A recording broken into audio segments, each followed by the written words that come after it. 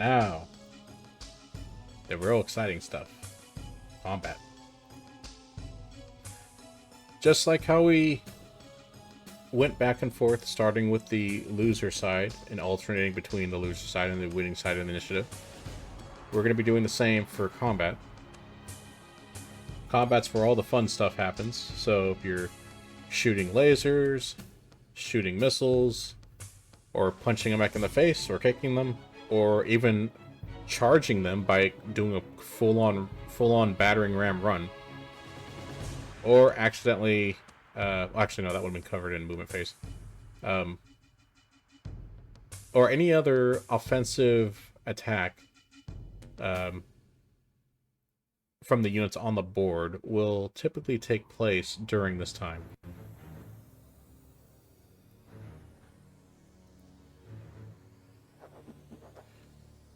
So,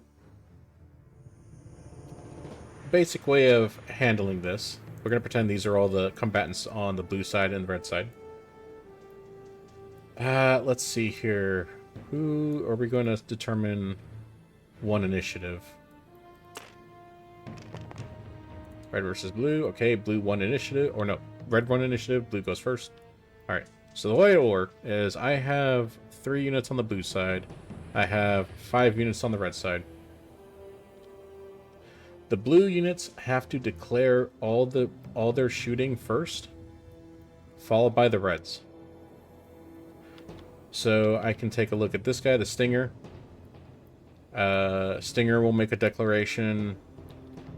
Griffin will make a declaration. Dragon will make a declaration. Afterwards, the red side makes their own individual declarations, and then once all those declarations are made, you start rolling dice.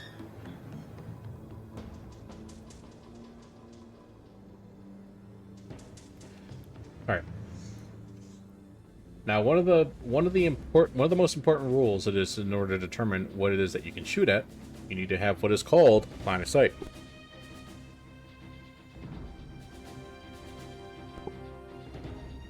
Line of sight in Alpha Strike is determined by what a unit can see. And what a unit can see is everything that is in front of the rear arc here. Let's see. Let me take a look at the chart. I think the chart here... There we go. So, kind of like this, right? So, everything that's in... Where this... the edge of the back part of the base, like everything that is in front of this is considered the front arc. Everything that's in behind this is considered the back arc. This is what it would look like if you were on a traditional, like, classic hex map. Otherwise, you know, everything that's beyond the front of that back edge there for the hex, that's your front arc. That's what you can see. You can't see anything behind it.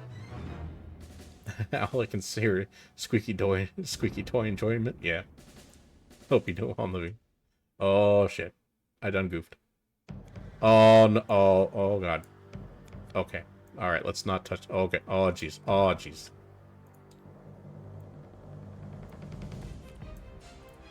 Okay. We saved it. Oh boy.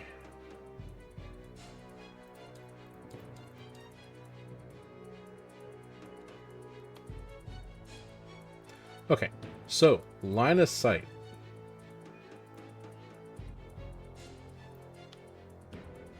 So, as we can see here, he has line of sight on this guy. This guy has line of sight on him, on the Locust, as well as the Dervish way over here. Even though the Raven here is in front of the Stinger, line of sight will not go through a hill that is 2 inches or higher between 2 battle mechs, because these battle mechs are technically supposed to be 2 inches. Now, of course, you can see one's a little taller than the other, but generally, if you use your perspective key, or you just, you know, eyeball it if you're actually using tabletop, if you can't physically see the other mech, you don't have line of sight to it.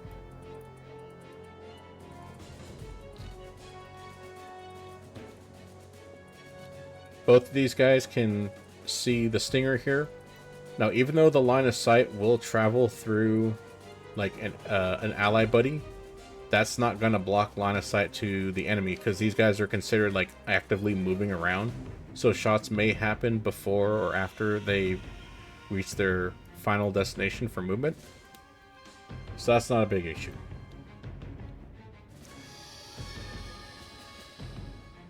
Now see, this right here is exactly what we talked about earlier. This is a hill that is 1 inch in height. It's not big enough. There, actually I'm moving back over here. It's not big enough to block their line of sight.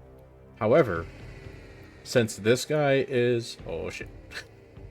Since this guy is like right up to the hill here, he will receive the partial cover modifier for anyone shooting at him across this hill here. Like this guy. Now, even though it applies this, it would apply the same with the Phoenix Hawk if you were to shoot him. But because he's further out here, he's not getting that bonus. I'll verify that in the rules, but that's usually how it goes. You want to be like either touching it or within a certain range in order to get that bonus. The Phoenix Hawk is way out here, so in the Phoenix Hawk's perspective, you can only see half of him. In the Dragon's perspective, he can see pretty much all of that. Once again, I'll verify it in the rules here. But that's typically how it works. At least in wargaming.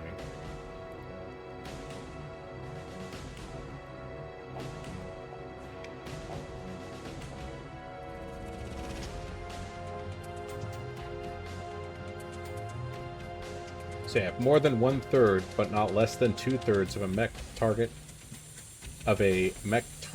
is hidden behind blocking terrain. The line of sight is not considered blocked. Instead, the mech is said to have partial cover, and will apply a modifier to the attacker's target number as a result. Yeah, so sometimes I still use classic terminology to describe stuff. So like I was saying about the levels and stuff, that is true for classic. But in this case, when it comes to these guys here, if it's covering more than 1/3 of the mech, but less than 2/3, it's considered a mech is considered having partial cover.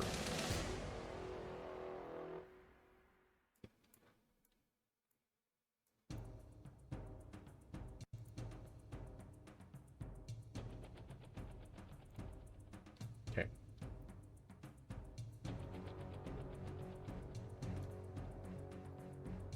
All right, now over here, this Griffin can see this Warhammer, and even though he is in woods, because he's within 2 inches of the wood's edge, he does not receive a penalty for shooting through woods. This Raven, even though he can't see this enemy over here, he can see him. However, he is in woods. So because he's in woods, the Raven is going to have a penalty to shoot against the Griffin. The penalty will determine how deep into the woods you are. So for every 2 inches of woods that you're inside, you get a penalty according to that terrain feature. So woods, or light woods, gets a +1 to your target number for every 2 inches you're deep into it. If you are deeper than what would give you like +3 modifier, you no longer have line of sight. It's too dense. If you have the result of like a +2 modifier, you can still see him. +1 modifier, you can see him. +3 or higher, you can't see him anymore. It's too much.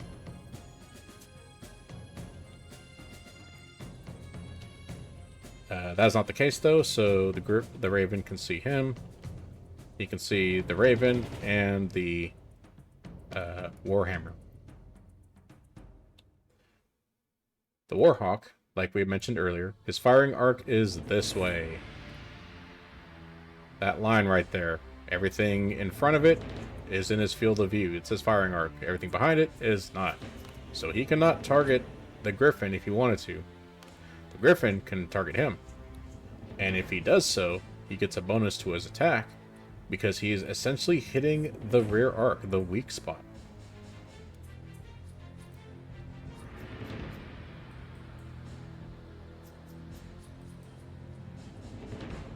Let's see, let me bring up the special rule when it comes to hitting the rear here.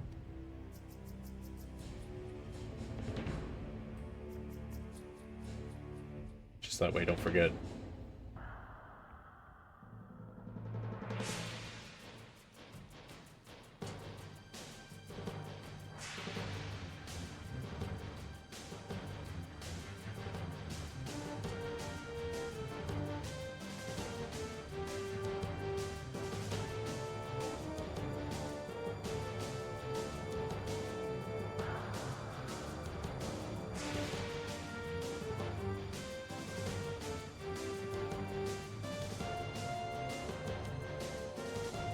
Now, apparently it also matters as far as attack direction goes.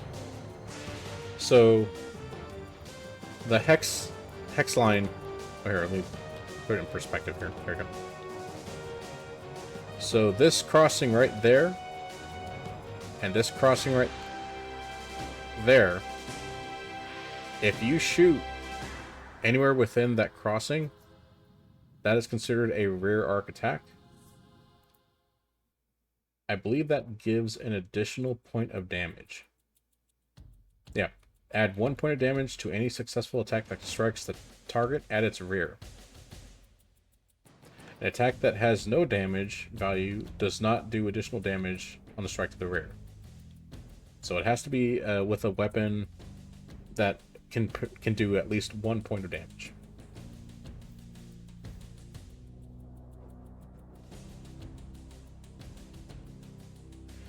If it is a minimal damage attack, so if it's a damage that requires a roll to see whether or not you actually cause damage or not, which is very rare, that's not typical, but it's for very specific weapon types,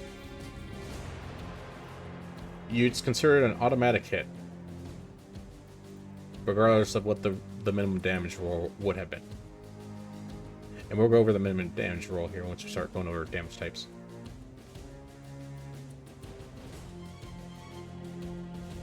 Okay, I think we went over intervening terrain.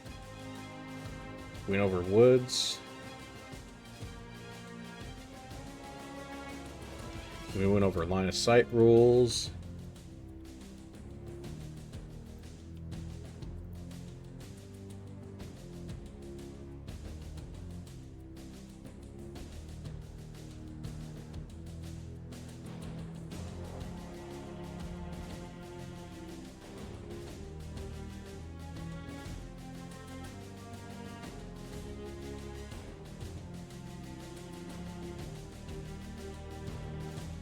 Okay, let me verify something here when it comes to the woods.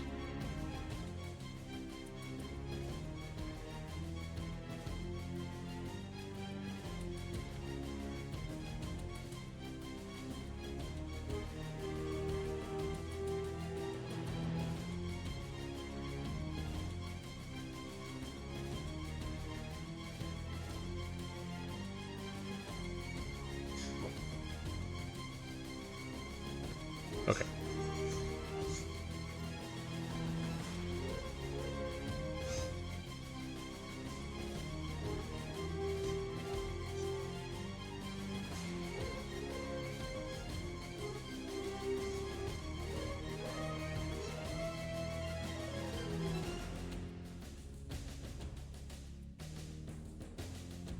All right, 1 second. I'm still checking rules for the woods. Just want to make sure what I said was accurate.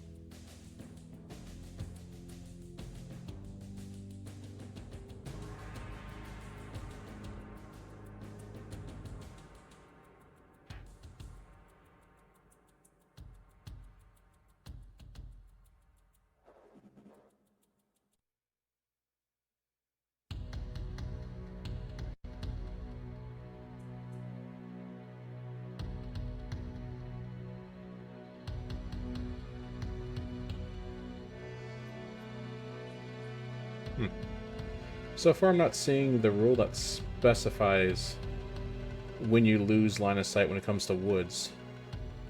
I know it's here, though.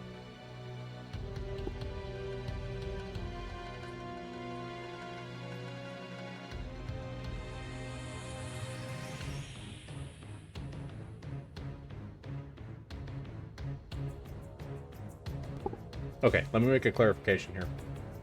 Once again, I tend to use the rule descriptions when it comes to classic Battletech. Let me rephrase it for Alpha Strike. So when it comes to woods, line of sight is only considered to be blocked if the distance that it passes through to get to the arc of the battle mech, to the base, if it passes through 6 inches or more of such intervening gnawed solid obstruction. So if it's 5 inches that you're measuring from the beginning of the woods to your target, that's fine. If it's 5.5 inches, it's fine. If it's 5 3/4 inches, it's fine. Once you hit that magical number of 6 inches or more, it is too dense between the entrance of the woods to your target to make a successful hit. It is considered blocked line of sight. Okay. So there's a unique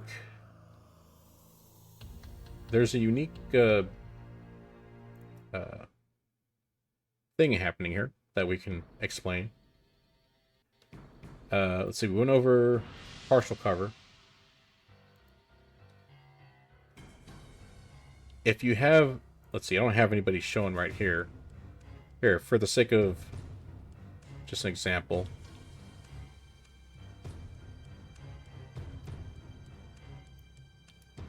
There we go. The Black Knight will always triumph. How about you? I will put you right here.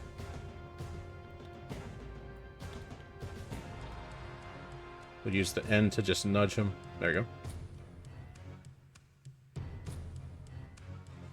Adjacent ground units. Ground units in base-to-base contact always have line of sight to each other unless one unit is completely submerged in water and the unit is in base contact with it. Or let me explain that.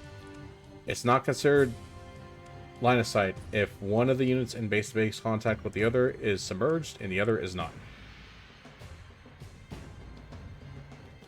That's the unique thing that's happening there.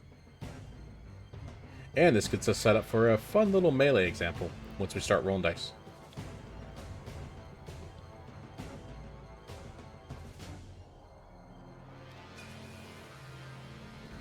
Okay.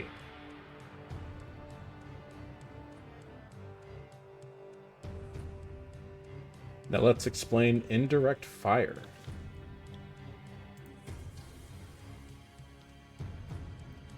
So Indirect Fire is a special ability.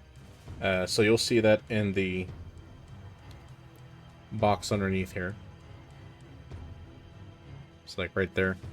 Special. You'll see it in here. It'll say IF.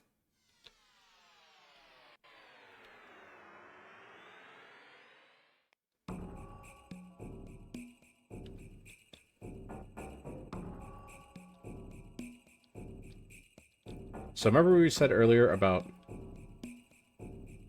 if we want the Raven to attack the Stinger, he needs to make sure you have lines of sight to it. In this case, he doesn't. Well, that's partially true. The Raven does not have line of sight to the Stinger. However, if the Raven had the IF special ability, meaning like he had something that can be lobbed over and not just like a direct attack, so say like a missile rack, he can still technically do that attack, but we would have to have a spotter. In this case, the Locust could act as a spotter to the Raven. to make it more accurate, let's just bring the... Why not? We'll bring the Griffin here. Alright, you're being subbed out. We're going through all the examples today. There you go. What's the dishwasher? Yeah, that's fine. There you go. You have served your purpose, sir. Okay. So in order to make an IF attack, an indirect fire attack to the Stinger with the Griffin here, we have to have either the Locust or the Dervish, somebody that has line of sight with the Stinger, be declared the spotter. You need to have valid line of sight to it. Have not made an attack yet this turn. And is in its line of sight. And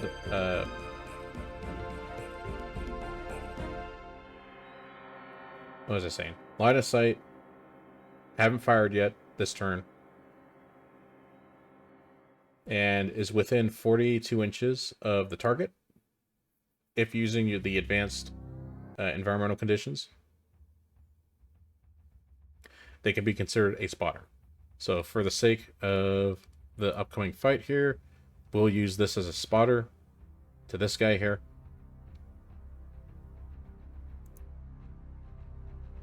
So he's going to attack the Stinger here. And he's going to be used as a spotter for this. So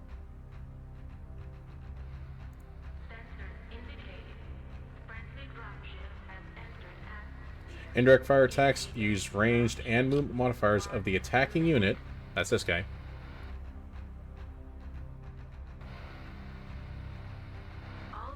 Terrain and movement modifiers based off of the spotter, which is this guy.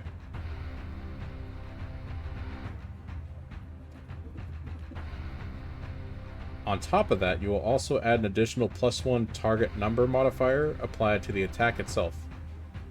And another +1 applies if the spotter makes an attack of its own in the same turn.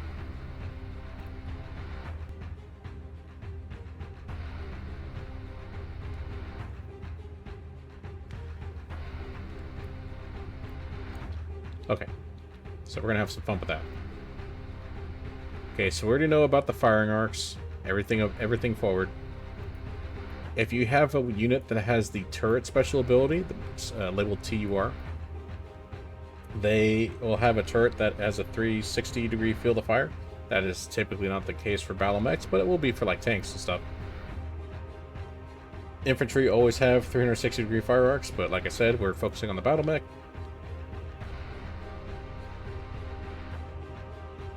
Alright.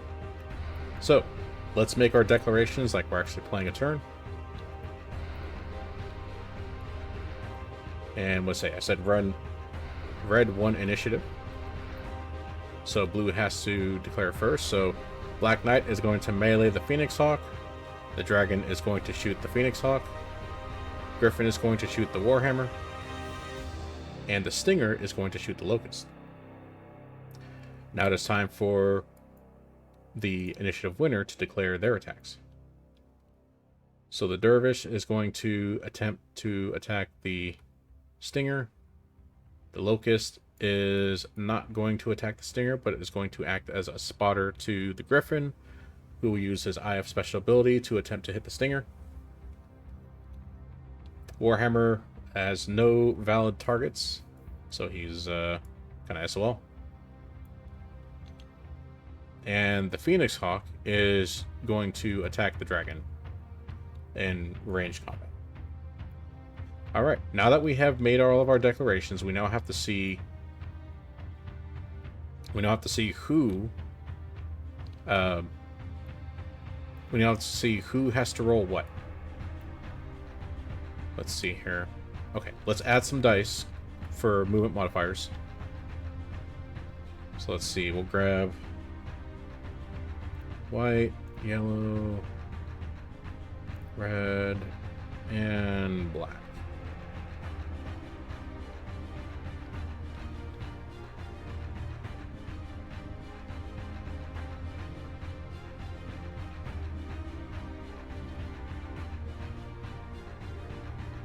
We'll just grab one of these.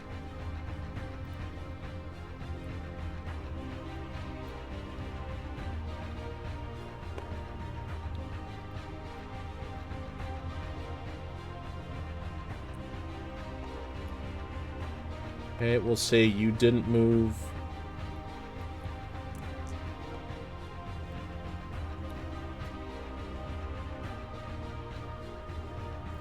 We will say you moved. Black Knight has a target movement modifier of 1. That makes sense. It's a big boy. So just normal movement. You guys did normal movement. I will also say that you didn't move and you just stayed place.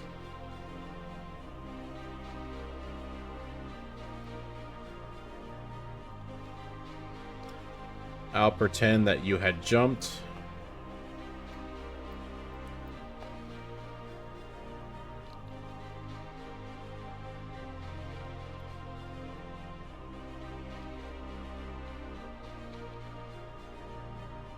Everyone else will just get normal movement dice.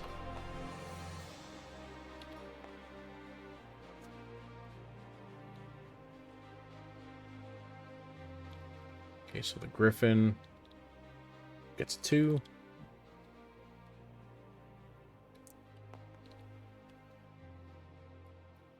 These guys are small light mechs, so they'll definitely get higher modifiers.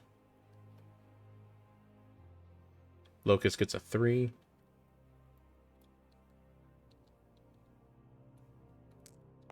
There you go. Stinger, pretty sure probably gets a 3 or 4.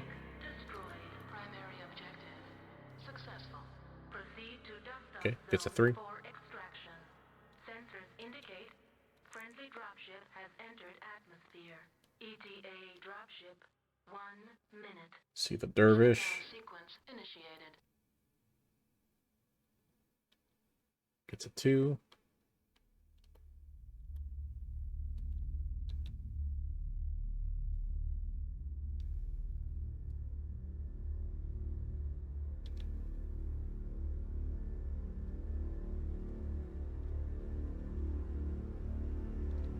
Oops. Gets a 2, but that becomes a 3 because you get a +1 when you make a jumping movement. Alright. And then we'll just get rid of this one. No one, we'll say no one sprinted for this area. Okay. We got our example set up. So let's start rolling dice. The way we determine what the target number is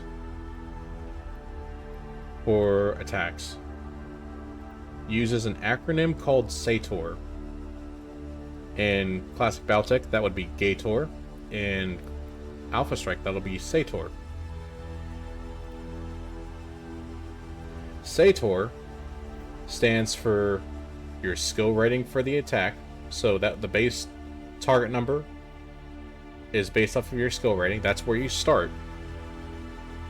So for most regular guys, that's 4. For elites, that's 3. Or for veterans, that's 3. For elites, that's 2. For greens, that's usually 5. And then, you know, the less experienced they are, the higher target number they have starting out. The more experienced they are, the smaller the target number they have starting out, so that way the odds are hitting are much higher. After you determine your skill rating starting a number, you then add modifiers according to the attacker movement modifier. So whether or not you moved as an attacker, you then apply modifiers for target movement modifier, which is what we just did here. You then apply other modifiers. So if there's terrain, partial cover, or even overheating, that can all be a factor. And then your range modifier. So first we're gonna start with the dragon over here. The dragon has a skill number of 4 starting out.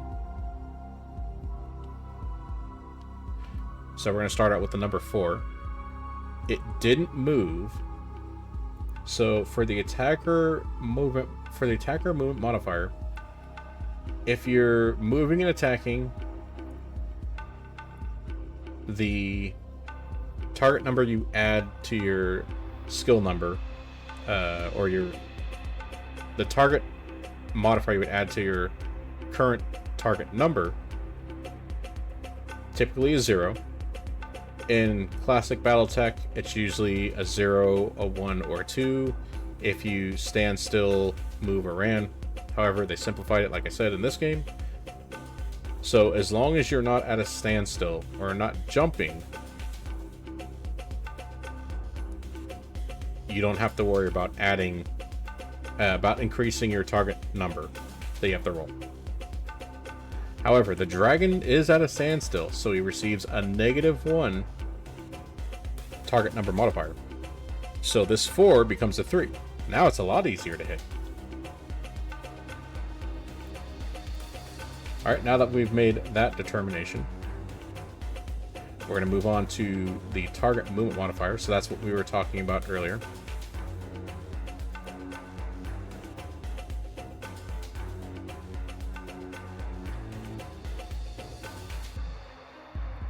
So where's... oh, right there. Okay, this guy didn't move. He has a 0 for his target movement modifier, which is kind of crazy because this guy can move fast. That's really good for defense, but I guess for some reason he decided not to move, so good news for us. So his target number is still 3. Nothing got added from his target movement modifier. Other modifiers, he's not in any special terrain. Partial cover. Partial cover, I don't believe works.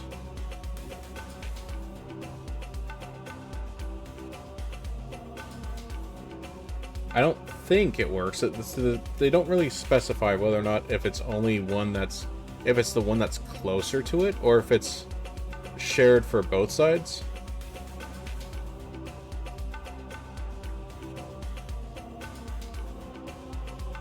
Okay. Since they're not specifying whether or not which mech should get partial cover, we could make an argument that for the sake of ease of mechanics, that both of them are receiving a partial cover for each other. I would usually rule that only this guy, the dragon, would get partial cover from him, but he wouldn't get Phoenix Hawk wouldn't get partial cover from the dragon. However, in this case, we'll just do it with the straight rules as written, so that can be interpreted that both of them are going to get a partial movement modifier, so that's going to bring his target number to hit this guy from a 3 to a 4. So it increases the difficulty a little bit.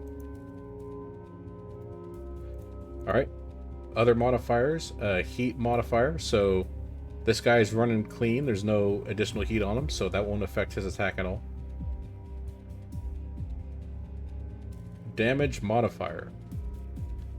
We don't have... these guys are still pretty fresh. They haven't got hit yet, so he doesn't have any critical hits that is making it harder for him to aim his weapons. So that is not a factor. So he's still out of 4. Immobile target modifier. So even though he didn't move, he's considered at a standstill. So it's a 0 for his target modifier. If he was considered immobile, remember what we talked about earlier. Immobile is if your mech is incapable of moving, like anywhere up to an inch. It is considered immobile, or not. Maybe not even up to an inch. Just can't move, like at any distance. That is considered an immobile unit. So that thing is stuck there. That is a -4 target number modifier. That's going to make things very easy for somebody to attack. But because he is still capable of moving, it's considered that he is still kind of actively... he's actively not just... you know, he's not. This dude isn't just a building to hit, right? Like there's still a little bit of like dodging taking place. Like maybe he's rolling his body or like torso twisting or doing something to help mitigate damage coming his way. Even though he technically is considered standstill, it's enough to where he's not going to get a -4 to his target number. So,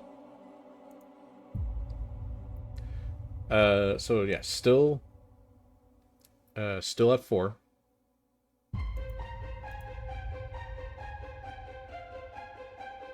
If there's any special ability modifiers that would take place to help increase the difficulty or decrease it, it would be applied now.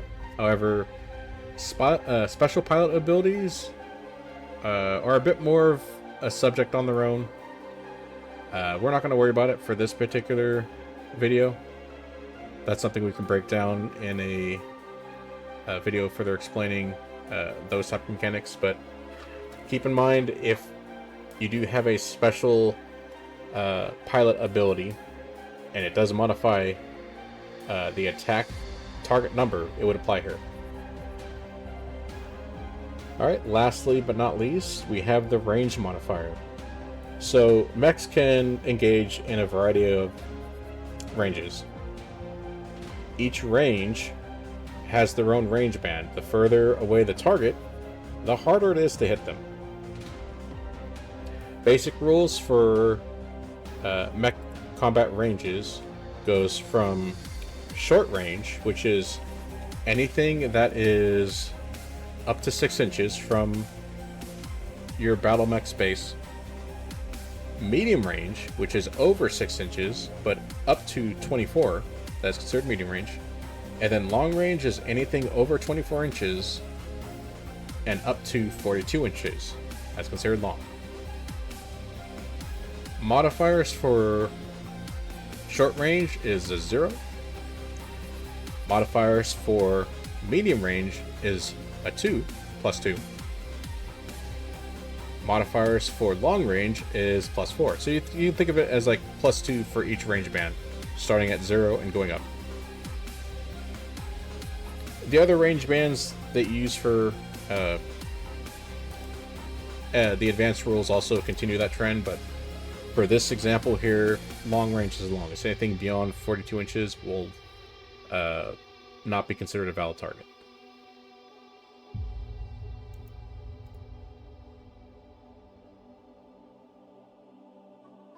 Now, quick summary about underwater ranges. So since we have been talking about water depths and that environment, all range brackets for underwater combat are halved. Plus, thus, underwater short ranges ends at 3 inches, medium ends at 12, and long ends at 21. Basic base contact. Obviously, that applies to these guys. However, that does not apply to this guy shooting him, so we don't have to worry about that. So let's measure. We'll use the 2D measurement, starting from the base to base. That is 11.4 inches. That is within. That is a medium range, so it's over 6, but it's within 24. So that's a +2. So he's now at a 6 for his target number.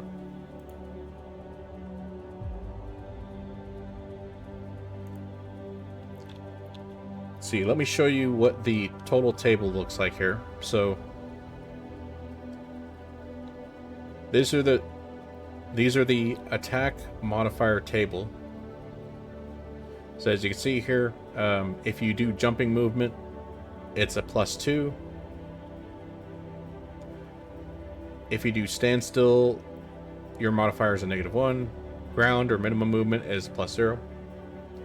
Target movement modifier for ground movement is your regular TMM. Standstill is at a 0, like we discussed earlier. Jumping movement, it's your target movement modifier +1. You're definitely a bit harder to hit. If you have the stronger jump jets, you add additional. If it's weaker jump jets, it becomes less so. Submersive movement, it's the same thing, it's just target movement modifier.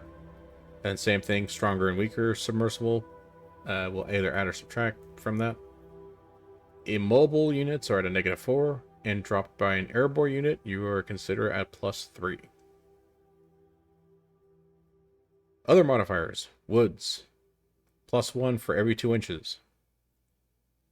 Underwater, +1 as well.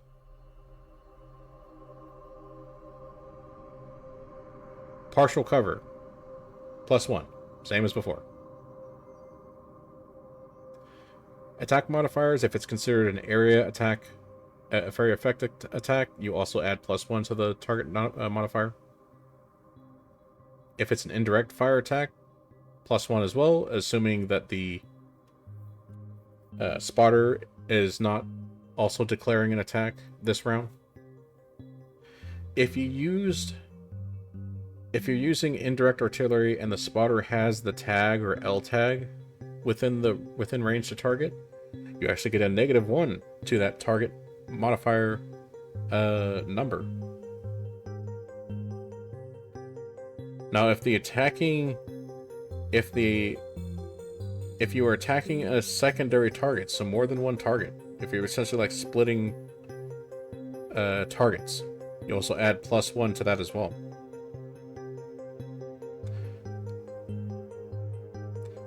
Also, a +1 for attack modifier for a spotting unit.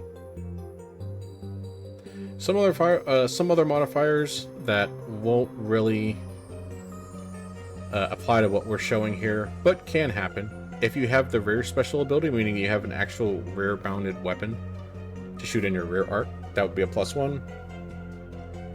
If you're using an industrial mech with no advanced fire control systems, so basically if you just mounted a gun on like an agriculture mech. If it's a support vehicle, it's +1 or +2 for basic fire control, or doesn't even have basic fire control or AFC. If it's from a grounded dropship, so a dropship, which are big boys on the ground, it actually gets a -1. Any battle mechs with the shield special ability, which is kind of rare, at least for the basic rolls. If it's from a unit with fire control hit critical wound, it's a +2 for per hit. If it's from a unit with a heat level that's greater than 0, then it is plus the heat level as a target modifier. And if it's from an artillery attack from an airborne unit, it's well, just a 1's added. If you're doing physical attacks, which we are going to be doing here, then a charge gives you a +1. Death from above is a +1 if you declared a death from above from your movement. Anti-infantry, we won't worry about that. And then once everything else here applies to other stuff that isn't battle mechs, and we're going to ignore all that. Okay.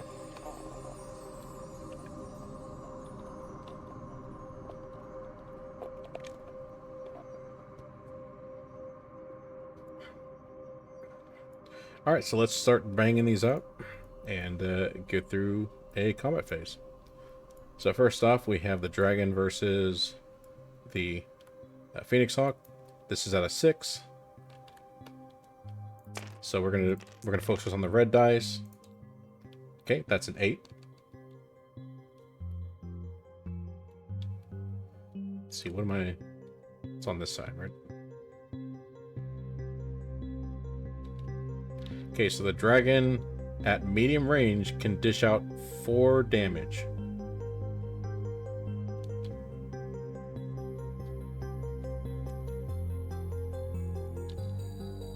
So the Phoenix Hawk is going to take 4 damage here. So 1, 2, 3, 4 damage. He's got 1 armor left. That attack really hurt him bad. Now, before we move on, I do want to note that there are different methods to rolling damage. In Alpha Strike, the basic rolls, it's an all or nothing. If you've played classic Battletech, you know that each weapon line will require an individual die roll. If hit, it'll also require an individual location damage roll. And if cluster hits are a factor, then each 5 points of damage is its own individual location roll, as well as a roll of how many of the cluster hit weapon actually hit that were shot. There's a lot of dice rolling. Alpha Strike simplifies stuff to make it snappy, make it really fast. However, some people aren't too thrilled with the all or nothing approach because, obviously the higher damage output mechs can really mess up mechs that aren't really well defended, especially light mechs that may only have like 2 or 3 points of armor.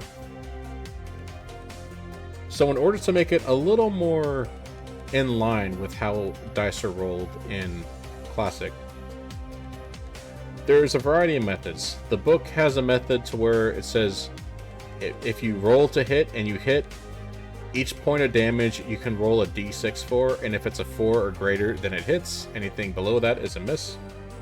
Previous editions had it at 3 up, so a 3 or higher on a d6 roll per point of damage would hit.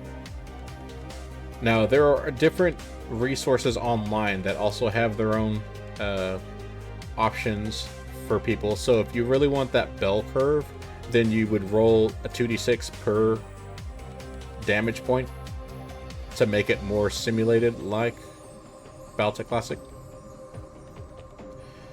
When me and my friends did a really big like scenario game at the game store years ago,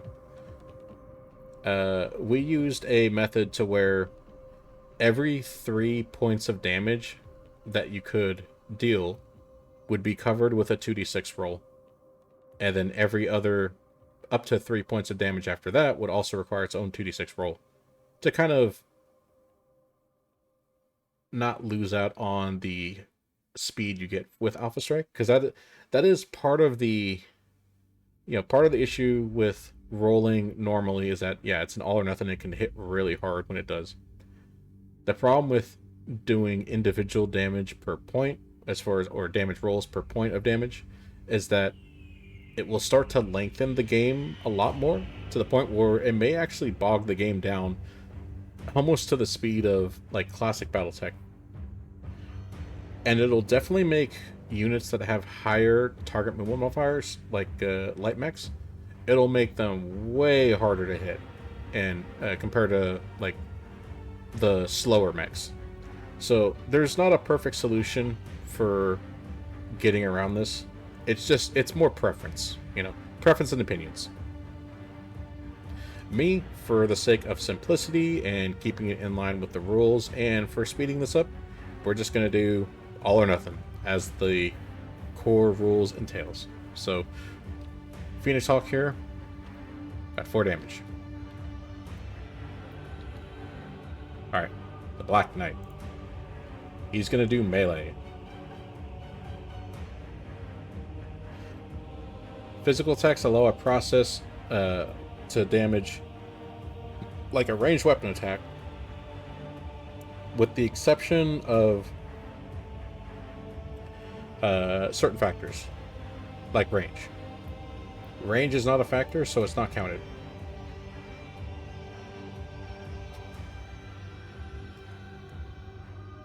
Now, this isn't a charging attack. We can go over charging attacks in a future video, but for the sake of time, just to kind of speed this up a little, since we have been going for quite a while on how to play this, we'll just explain the basics of a physical attack.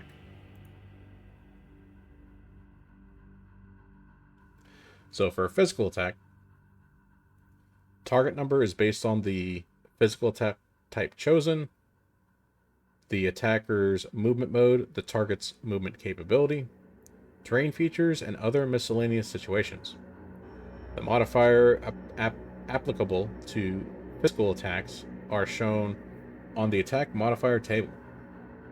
Unless otherwise stated, all modifiers are cumulative, which means that they are added to the unit's target base number to find the target number. And once again, if you're attacking a shutdown unit, they don't get a movement modifier.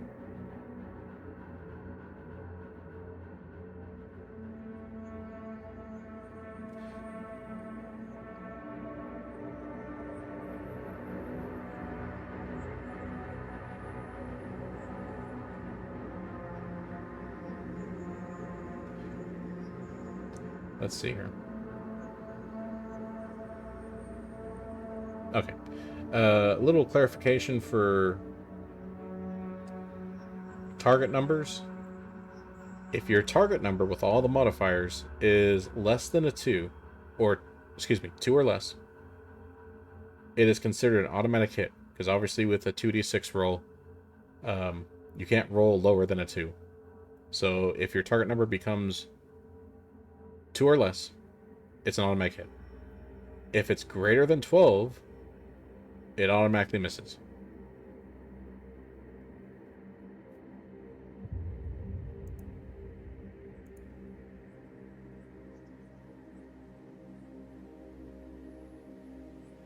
Okay. So, when it comes to standard physical attacks consists of punches and kicks, where the mech uses its limbs to inflict damage on a target. Standard physical attacks can only occur when the attacker is within 1 inch of its target, and the target is within the attacking unit's firing arc. The damage, if successful, equals that unit's size value.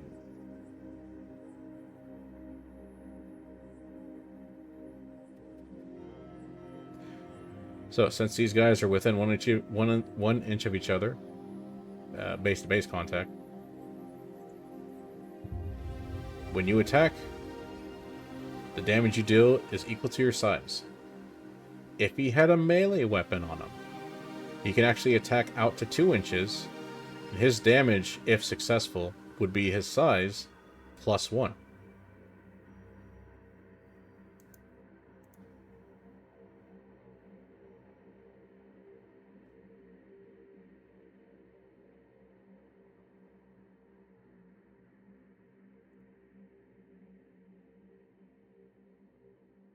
Okay.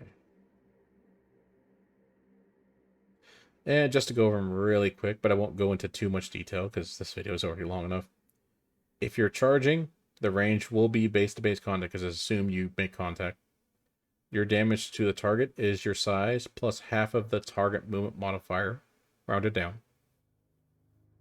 However, if the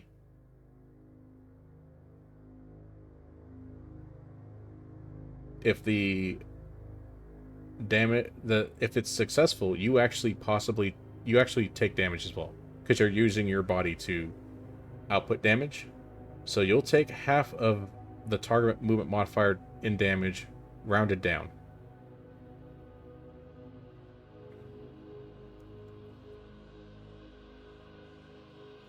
Plus 1 target size, plus 3. If you fail, it's a 0. Same thing with death from above attacks. It'll be base-to-base contact with range. The damage to target will be size plus 1 plus half of the target movement modifier, rounded down, plus any jump jets that you have. The jump jet S2 plus minus jump jet strong versus weak. Jump jet strong versus jump jet weak. Whatever the difference is between those two, with a plus 1 added to it. Success. If you receive a success, then you take damage equal to the size. If you failed it, you take damage due to size plus an additional 1.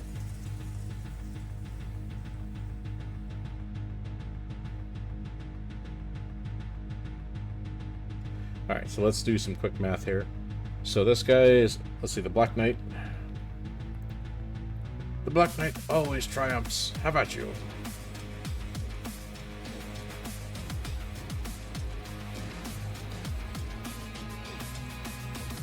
So he has a, let's see, his size is a 3. Skill is a 4. He moved, so that's a +0. The opponent did not move, so that's also a +0. Range is not considered, so he's at a 4.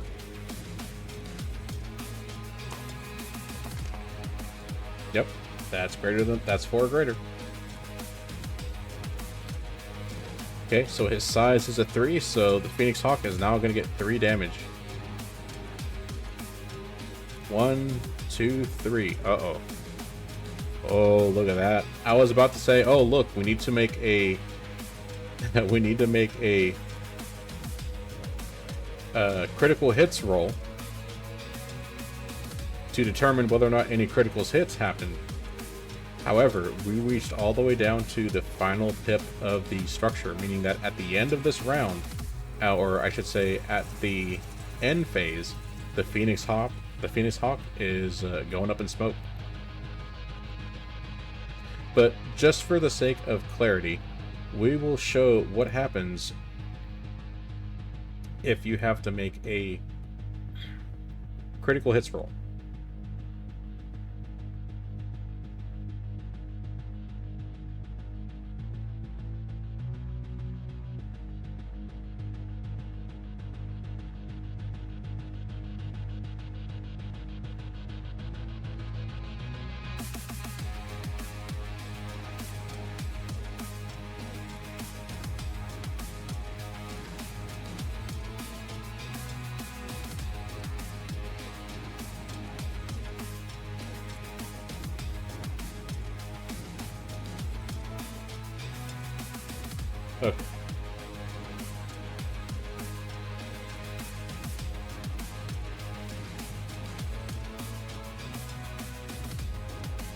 Okay, so we're gonna pretend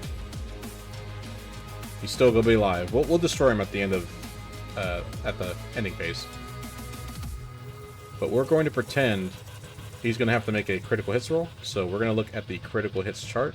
You're gonna use the mech side here. We have to roll 2d6. This will determine what will happen. Okay, that's it. 11.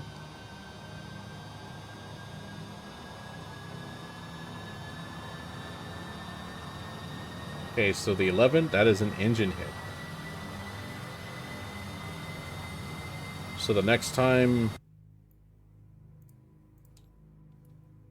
he fires weapons, he's going to have added heat. And the heat scale will start messing with your movement as well as your accuracy when you fire weapons. And this will apply at the... all of this will apply at the end of the combat phase. This will not affect you during this phase. It's very important to note that. This is all simultaneous, so you'll be slinging attacks and damage to each other.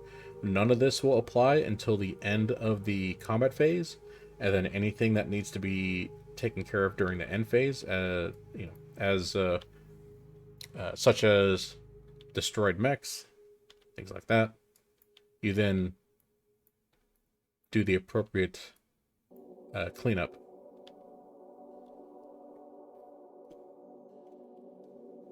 Okay, that was the example, but this guy's gonna get destroyed, so we're not gonna worry about that. Alright, these two went. This one is gonna go here, so that's short range. The Griffin has a skill number of 2. He's really good. So skill number of 2.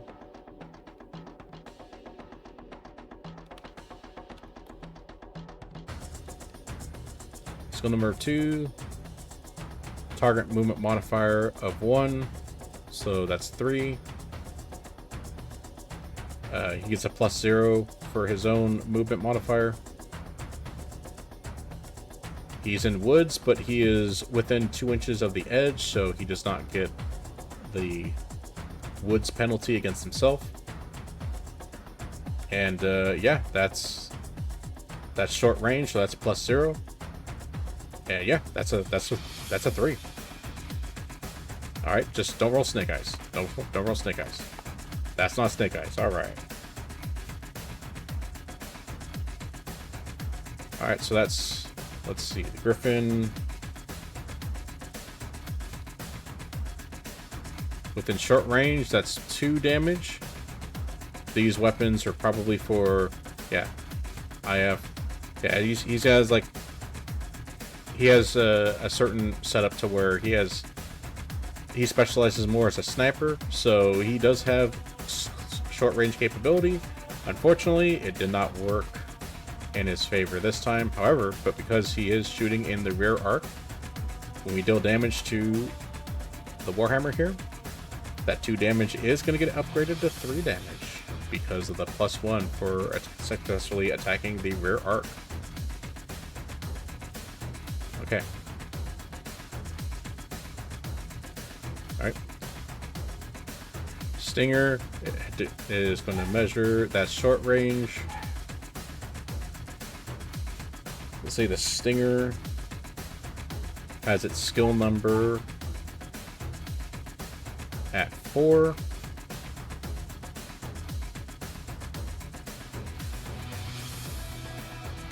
Gets a +0 for moving. He gets a +3 for the locust target move modifier, so we went from 4 to 7. Short range, that's still 7.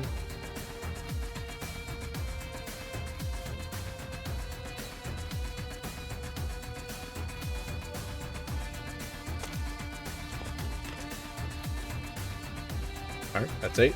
That works. Okay, how much does he do? 1 damage at short range. These guys do very little damage.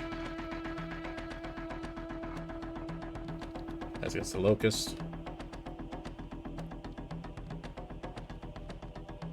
Locust only has 2 armor and 2 structure anyway, so that's literally half its armor.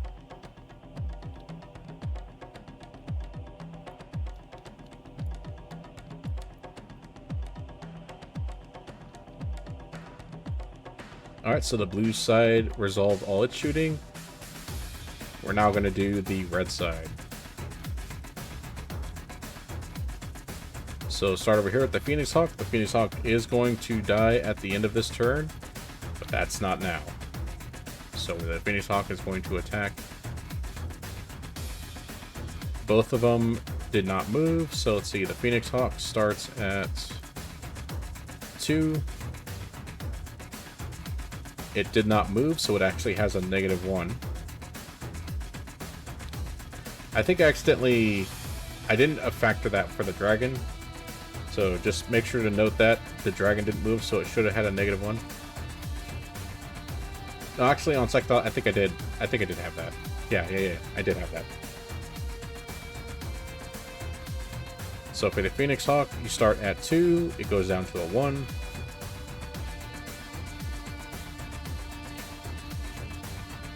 That's medium range, so that's +2. So that goes to a 3. It also gets partial cover from the terrain, so that goes up to a 4. Man, these are pretty low numbers. These guys are really good. Alright, let's see.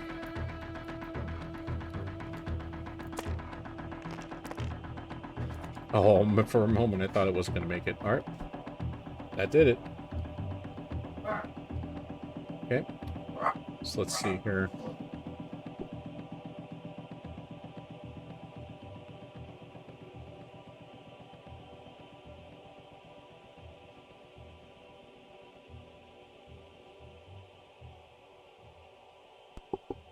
Okay, short range is 4 points of damage. To the dragon. That is 1, 2, 3, 4.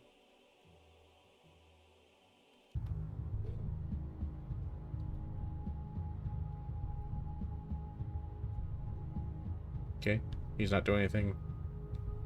Alright, the Griffin. Let's have fun with this guy, huh? So remember, the Griffin is a special case. It's going to do its Indirect Fire capability. That's an IF of 1. That means that it's probably most likely it's a missile rack that it has on its shoulder that is capable of doing indirect fire. So even though the range, which I think is medium, right? Is it medium? What's the range between these two? It's 13.7, so it's below 14, so it's still medium range. So medium range, if you were delivering all of the weapons you could deliver at medium range, that would be 3 damage. But since this is an indirect fire, it's only 1 damage, probably assuming that only the missiles are the ones hitting. Okay, remember how we do this? Let's go over it again. Starts with a target number of 3.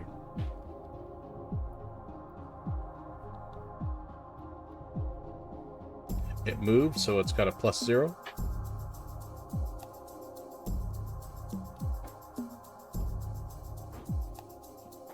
And its range is at medium, giving it a +2.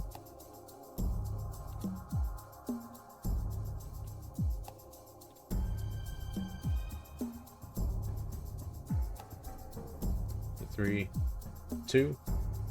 So that is 5.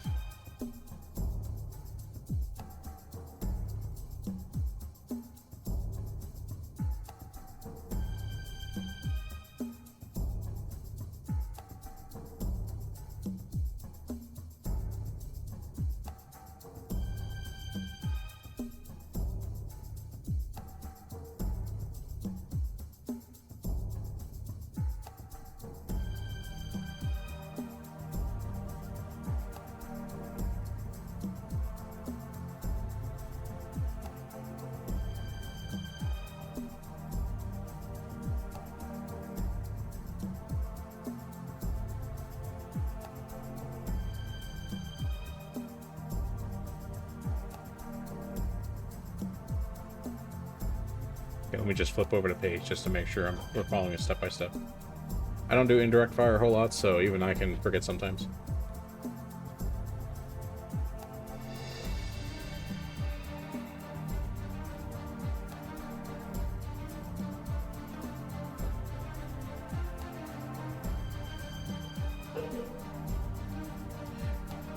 Indirect fire attacks using the range and movement modifier of the attacking unit, the movement modifier of the target, and the terrain and movement modifiers based on the spawner's LOS.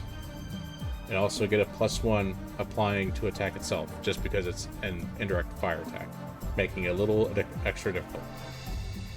However, we don't add an additional +1 since the spotter did not declare an attack this turn. Okay. So let's analyze this.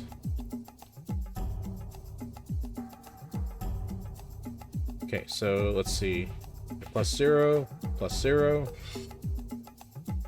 No terrain modifier here, so that's another +0.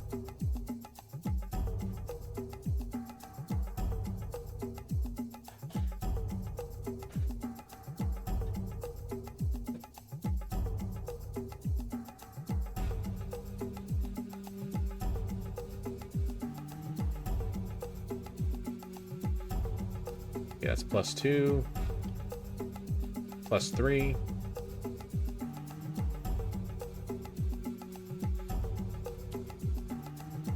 Okay, so that's +3, and then IF is an additional +1, so that's 4. So where are we at here? 3 + 4, that's 7. Still pretty good for an IF attack.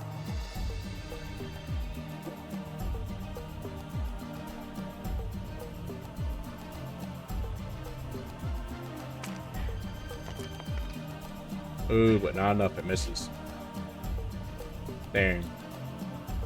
Well, that is how it be sometimes. Okay, you're not shooting. You are shooting. Okay, now this is going to make things a little interesting because he did jump. Jumping helps with a lot of things, but it also hinders when we are attacking because it makes it harder for us to shoot.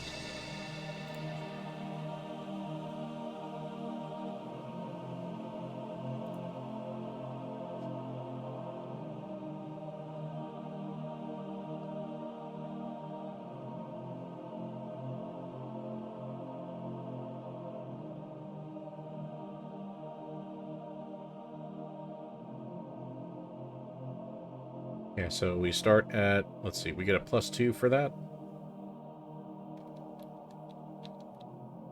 And for the sake of simulation, I'm also going to pretend that he had a point of heat earlier. So we're going to simulate that as well. Okay, so the dervish, I already forgot his target number, or its skill number. Where's the derby at? Where it is? Where's the derpy? There it is. So starting out at a 3. Okay, so a 3. He jumped. So that is a... What is that? +2. So that's a 5.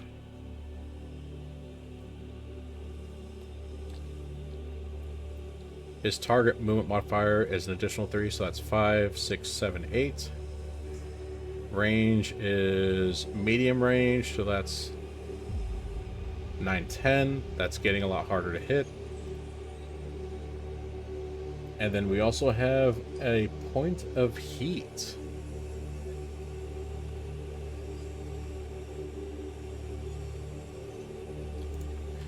And if I remember correctly, its modifier for heat is, what, +1 per heat? Is that right? Yeah, heat level. Let's see, 8. What's 8 stand for? Does not apply to physical contacts. Well, this is range of contact, or this is a range attack, so that's up an additional +1. So that is an 11 we have to hit. Let's see if we can make it.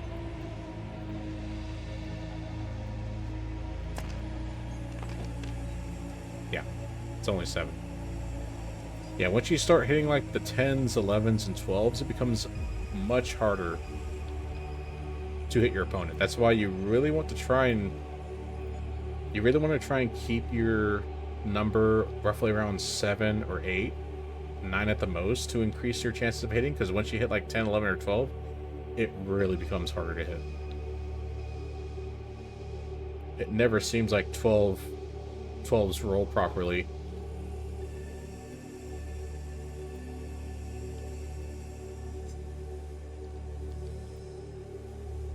Always wrong for that 12 that never comes. Unless if it's like a critical hit stable, then it's like, oh great, my head's gone. But you don't have to worry about that. That's a classic Battletech issue. That's not an Alpha Strike thing. Okay. Well, we just went through all of combat. We covered all the basics for combat. There's a lot of other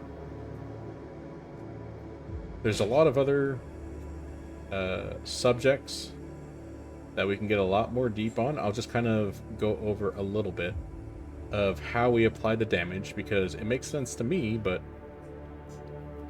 for those who have never played any form of tabletop Battletech before, it can not make sense. So first off, what you're going to want to do when you actually apply damage, there's a chart for this. There's always a chart. First thing you're going to want to ask when you successfully hit, was the target that you, or was the dice number that you rolled a natural 12? I was going to say natural 20. It's a natural 12. If that is correct, then you automatically get a free roll on the critical hits table, regardless if a shot went internal or not, or whether a shot went into what got marked on its structure or not, because it's considered to have just pierced the armor. Like, the armor itself will still get damaged with the normal damage points. However, apparently it was a clean enough hit to where something inside got struck.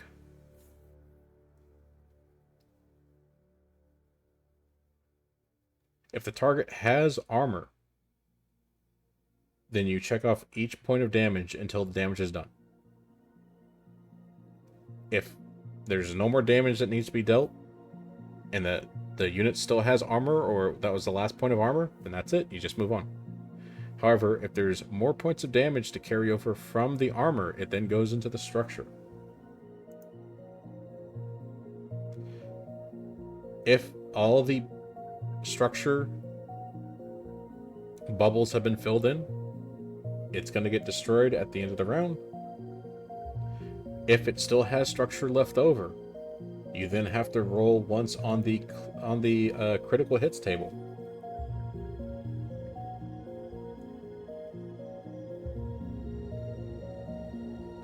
Now, the things that we are leaving out is whether or not you have the bar special ability, or if it's an aerospace unit. That is different range of like damage protection. Those are more advanced rules for other types. Same thing with vehicle questions. They have their own kind of damage table you have to roll on, like a motive system damage table. That doesn't apply to mech, so we're not going to talk about that here.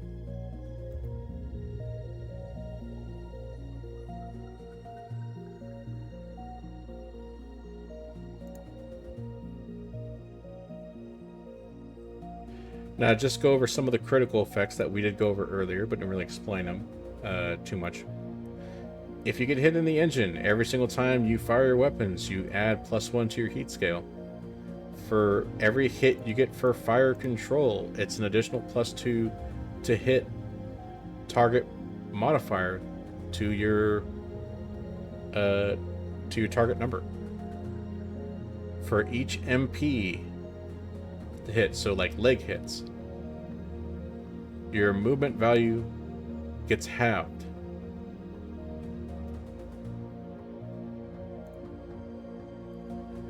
Rounded down to a minimum of 0. I'll make sure I clarify that.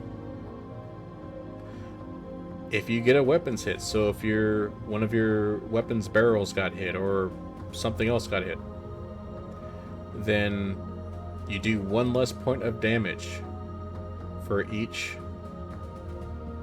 of these categories here.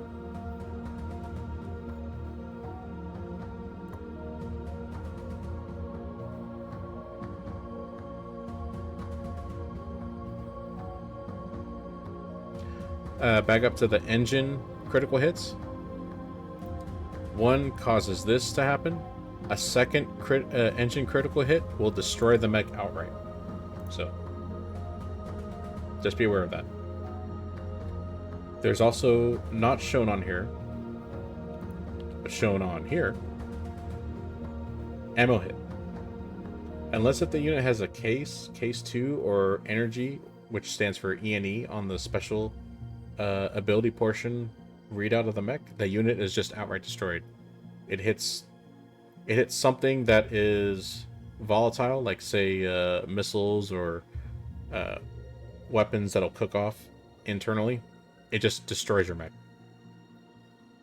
Case will help mitigate the damage in different ways, and energy means that you have a pure energy loadout for your mech. You don't have any ammo that can cook off, so you don't have to worry about that.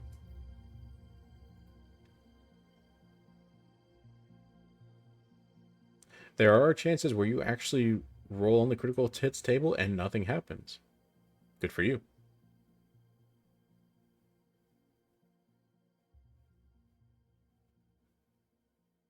Everything else is as normal. If you get the unlucky 12 in the critical hits table, then something hit that was so catastrophic, your mech just outright destroys itself. Most likely a headshot or something along those lines. Very, very bad luck, sir.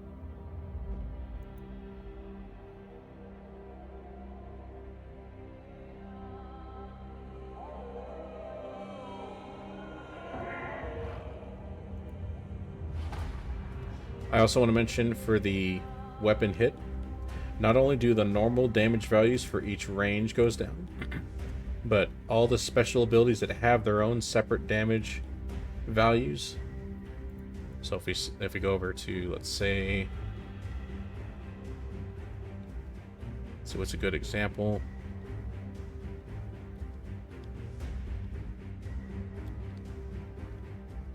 Select the rifleman here.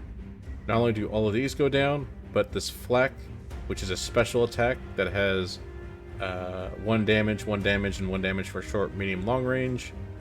Those also go down by 1 as well.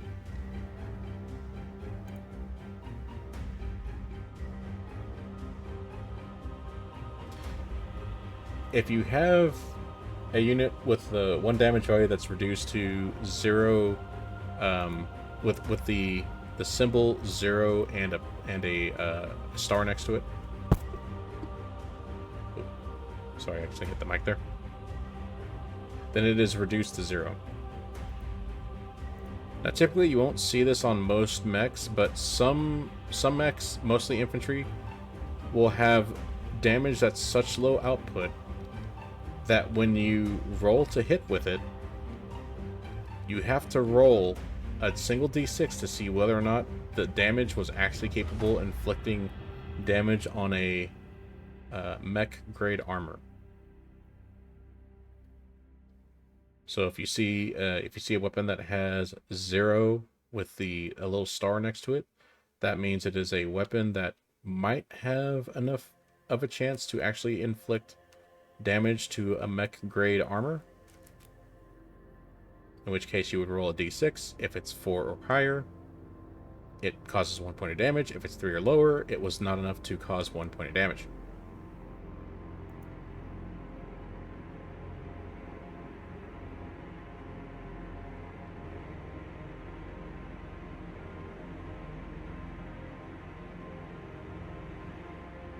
Okay, let's go over heat really quick, because heat is important in this game, even though it has been reduced on how the effects happen. So, we didn't apply overheating to any of these mechs. However, if we did, let's pick the Dervish here.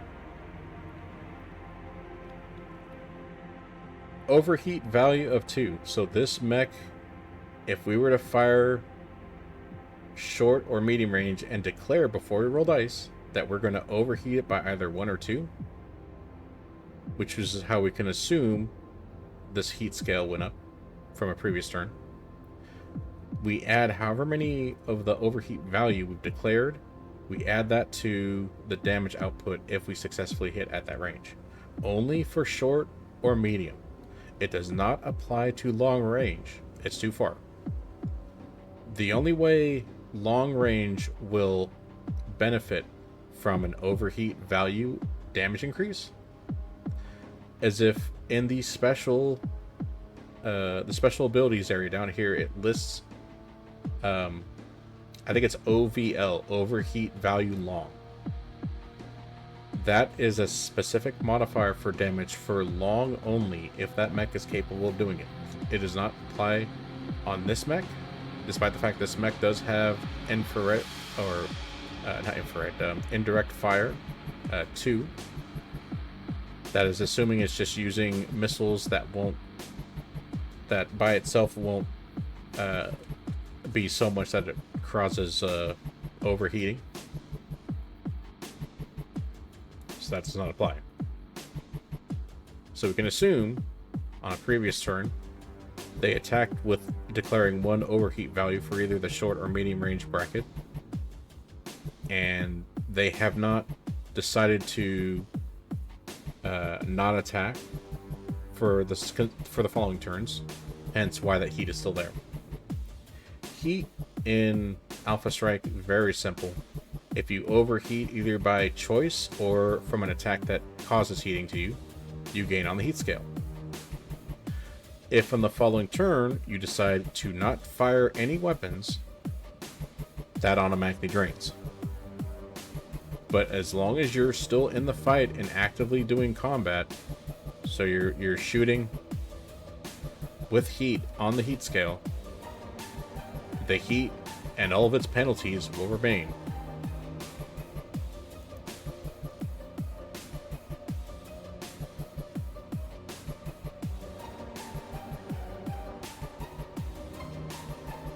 Now, besides the negative penalty we received, or the added target modifier number we received for our target number for having a heat of 1, That also applies to movement.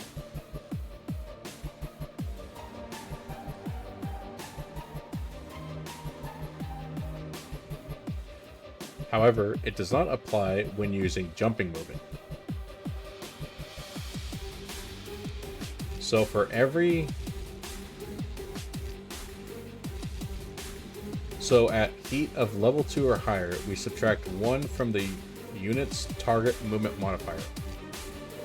So if this was 2 or higher, our target movement modifier would now be at a 1. It's not as good.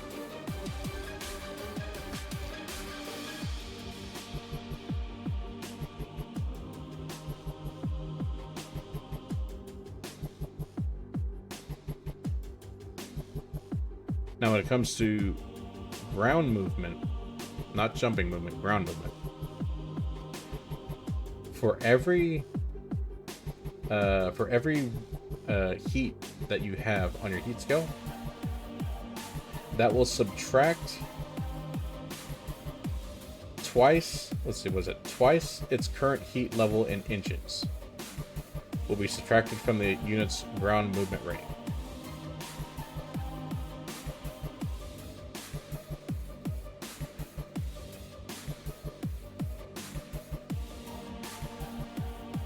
So at a 2, you lose, or at a 1, you lose 2 inches of movement.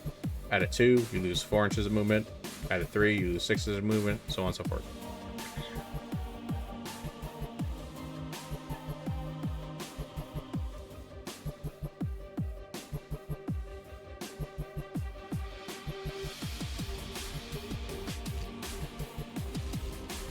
If for some reason your heat scale goes all the way to 4, at the end of that combat phase into the end phase, this is going to be an automatic shutdown.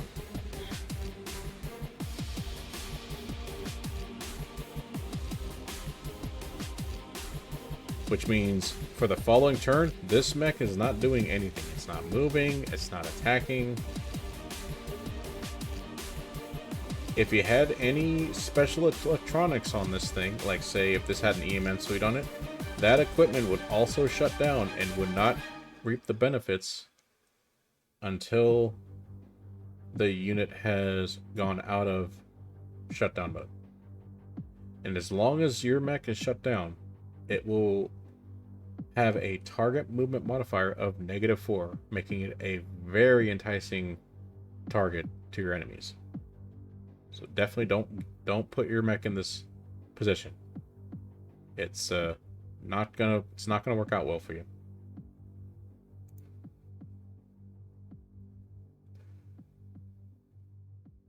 Now you can deliberately overheat your mechs. There are certain abilities that actually help improve its performance if you're running hotter. Say like the triple strength myomers, those will actually benefit from having higher level heating just due to its nature.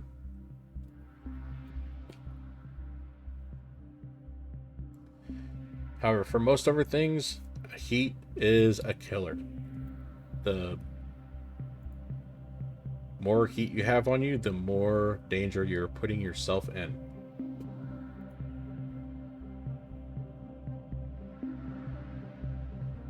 Alright, so we're going to tie this into the end phase, because heat is very important in the end phase. So, in the end phase, we have to do a number of things. We have to clear off any units that were destroyed. If we need to drop ammo, we do it now. Any other ancillary things that need to be looked into would happen now as well. One of them is heat management and cooling down. So, any unit that used overheating in the current turn will increase its heat and will not be able to cool down at all at the end phase. So, like we said earlier, this dervish went into that fight with 1 heat already and attacked, so it's not going to benefit from the cooldown at the end phase.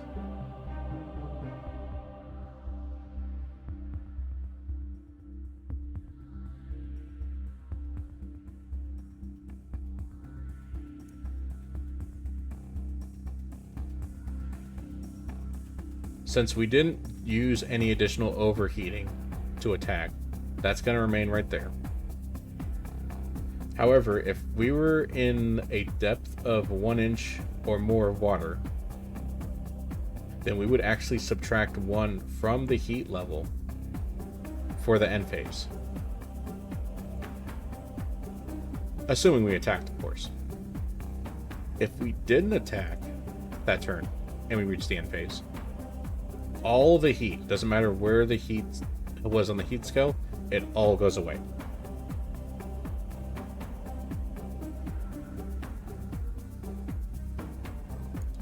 Now, if this thing was shut down during that turn and we reached the end phase, if we started the end phase with this unit shut down, all heat is removed.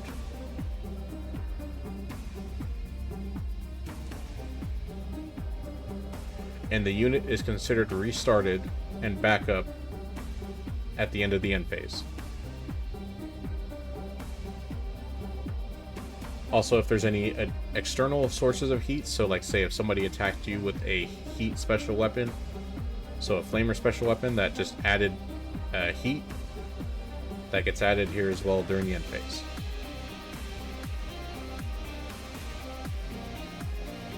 Okay.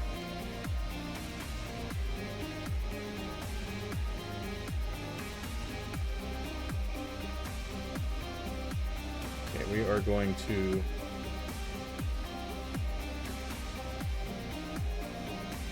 also go over, and we're going to get rid of this guy because you were destroyed, sir. Very unfortunate, but glad you were able to help us with that demonstration. I loved you in Macross, by the way.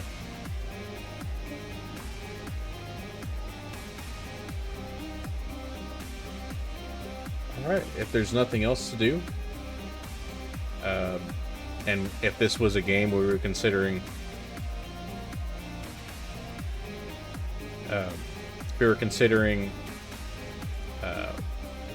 a destruction style scenario where one side is left standing. Obviously that is not the case here, so we would roll initiative again and start a new turn. Now there's some additional rules with that. If you want to do just like each mech is considered like, was it 5 points I think in the book? Or there's like balancing for like how much a unit is worth.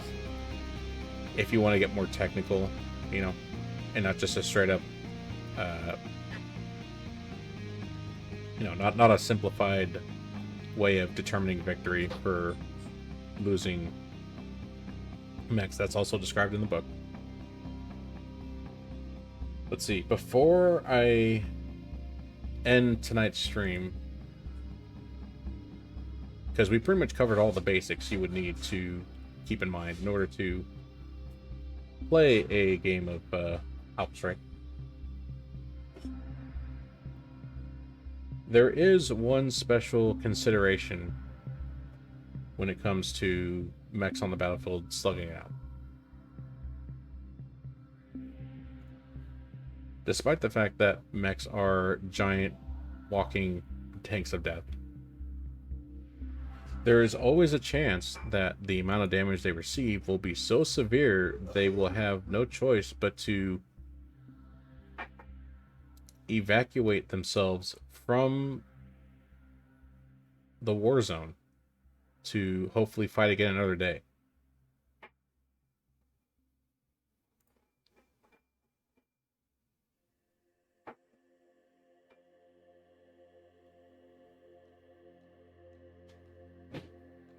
See, let me look for that specific rule. It's very specific on how it works, and it usually is really good for speeding up games. So if you don't want to keep trying to slug each other to completely destroy the enemy, you can instead make them do what's called a forced withdrawal.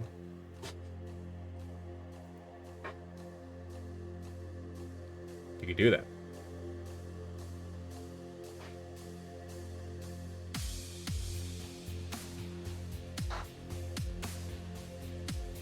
Okay, so forced withdrawals.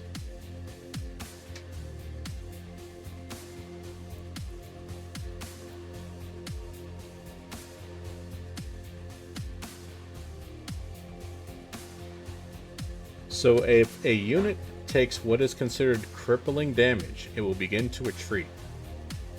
The unit must move its full movement towards its home map edge.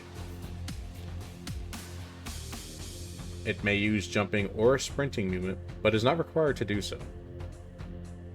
The unit may move around terrain that is prohibited or would cause damage to the unit, and the unit may choose any facing at the end of each movement. Once it reaches the home map edge, the unit retreats from battle and is removed from the game. In order for it to be considered crippling damage, in order to trigger a forced withdrawal,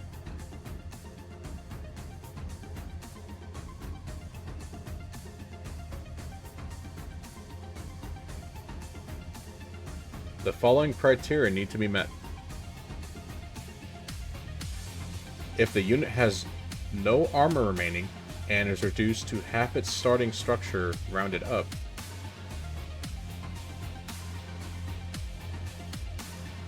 that is 1 point.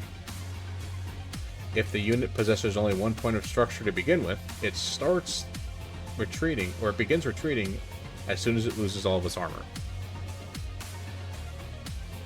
If a unit has been reduced to a damage value of 0 for all medium and long range attacks, this condition does not apply if the unit began the scenario with damage value of 0 at medium and long range attacks. So if that happens, that also is considered crippling damage. If the unit has been immobilized through damage, criticals, and or movement effect hits, it is also considered crippling damage.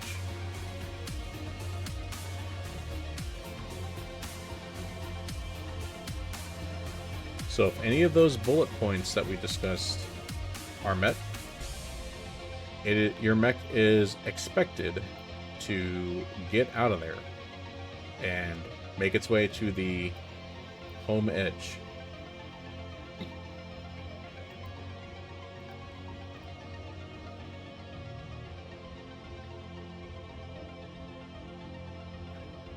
Now, how you determine the values, the kill score value for mechs will differ depending on which version of the scoring that you do.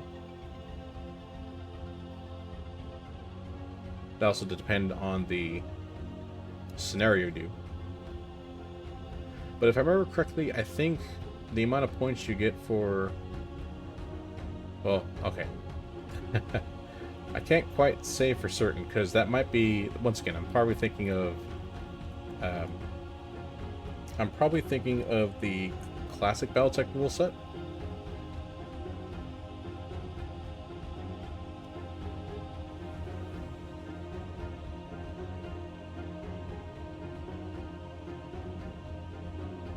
Okay.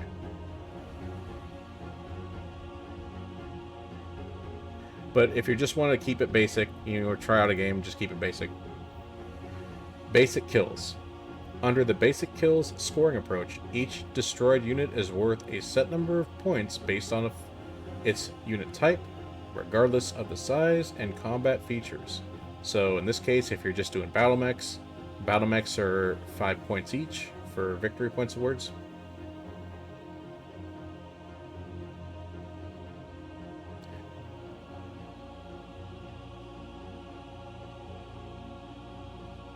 Destroying a unit awards victory points to the force that delivers the damage which destroyed it. The victory point values of each unit is under this system listed under basic scoring table.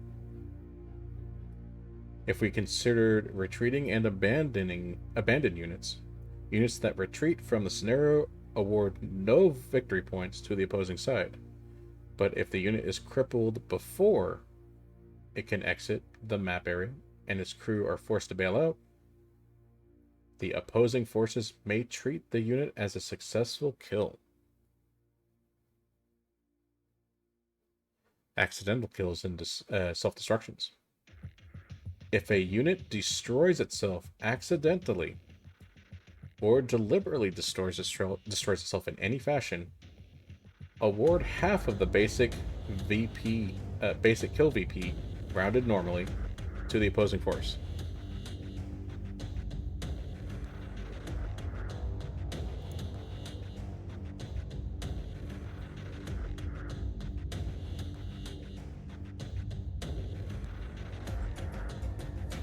Now, of course, if you want to get more detailed with it, instead of doing just 5 victory points per mech killed, you can instead award victory points according to its base point value.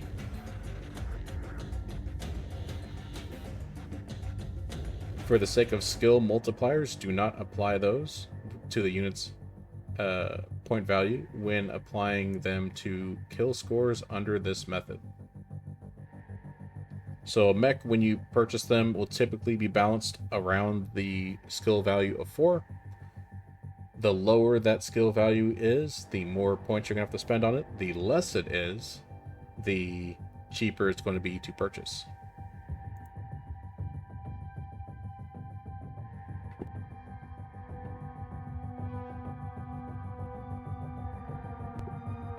All right, and yeah, that's how you play a basic game of Alpha Strike. Like I said, there's a lot more you can get involved with. These are just the basic rules. There's a lot of advanced rules for urban combat, for various biomes, for battlefield support, for different types of units that are involved, aerospace support. You know, there's a lot more we can get involved with, but that is stuff that we can go over in a different video. If you like this video, feel free to give it a like. Feel free to share. If you're new to this channel, feel free to subscribe. It always makes me smile seeing new people enjoying the content, and gives me more motivation to get these type of videos out to you. If we manage to get 50 likes on this video, I will double check the comments to see which comment suggests what we should do next for Alpha Strike. What rules you would like for us to go over next. Expect a video for Battletech Aces soon. And yeah.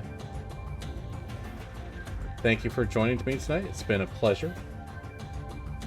I hope you all had fun, and I hope you enjoy some Battletech Alpha Strike.